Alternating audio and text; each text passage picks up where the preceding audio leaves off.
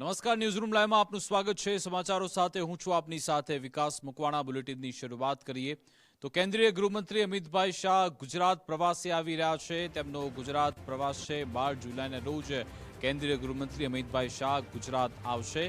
વિવિધ કાર્યક્રમમાં તેઓ હાજર રહેવાના છે। 12 જુલાઈએ અમદાવાદમાં 188 આવાસોના લોકાર્પણ થવાના છે। ગૃહમંત્રી અમિતભાઈ શાહના હસ્તે 60.68 કરોડના ખર્ચે તૈયાર થયેલા આવાસોનું લોકાર્પણ ગૃહમંત્રી અમિતભાઈ શાહ કરશે।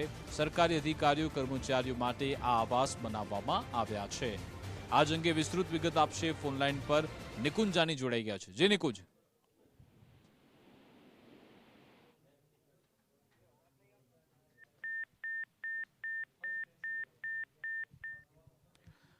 તો કેન્દ્રીય ગૃહ અને સહકારિતા મંત્રી અમિતભાઈ શાહ ગુજરાત મુલાકાતે આવી રહ્યા છે।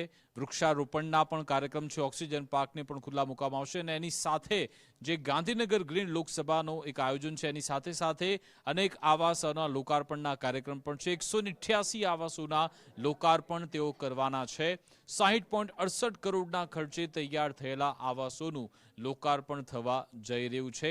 સરકારી અધિકારીઓ કર્મચારીઓ માટે આ આવાસ બનાવવામાં આવ્યા છે। આજ અંગે વિગત આપશે ફોનલાઈન પર નિકુંજ જાની જોડાઈ ગયા છે। જે નિકુંજ, વિકાસ, કેન્દ્રીય ગૃહ અને સહકાર મંત્રી અમિત શાહ 2 દિવસ ગુજરાતના પ્રવાસે આવશે। તેઓ 12 અને 13 તારીખ 2 દિવસનો તેમનો ગુજરાત પ્રવાસ છે।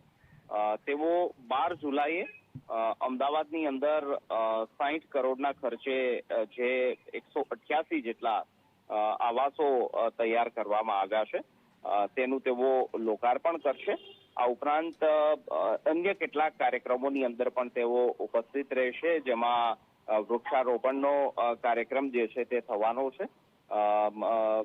ફાળજ વિસ્તારની અંદર 30 લાખ વૃક્ષો રોપવાનો એક રેકોર્ડ જે છે તે મિશન 5 મિલિયન ટ્રી હેઠળ કરવામાં આવશે। આ ઉપરાંત અલગ અલગ અન્ય કાર્યક્રમો છે જેની અંદર પણ તેઓ ઉપસ્થિત રહેવાના છે। દહેગામ ખાતે એપીએમસીના એક સહકાર વિભાગના કાર્યક્રમની અંદર પણ તેઓ ઉપસ્થિત રહેશે। બિલકુલ, આભાર તમામ જાણકારી આપવા બદલ।